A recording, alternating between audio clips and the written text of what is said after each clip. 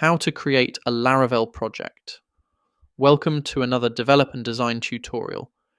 In this video, I am going to show you how to create a Laravel project using Composer. First, we need to make sure Composer is installed by typing in the command composer-v. Then hit enter. We should now see the following output saying Composer.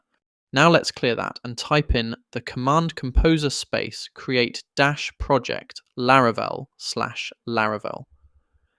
Then whatever the name of our project is to be called, I'm going to call it app-project. Now let's hit enter to run the command. Now that has run successfully, we want to change directory with the command cd app-project, or whatever you have called your Laravel project. Hit enter.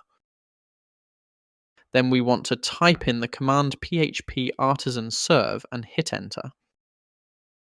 Now, if we copy the URL from the terminal and paste it into a browser window, we should see the following screen. This lets us know we have created the Laravel project successfully. If you have any questions about this, then please leave a comment below and I will get back to you as soon as I can.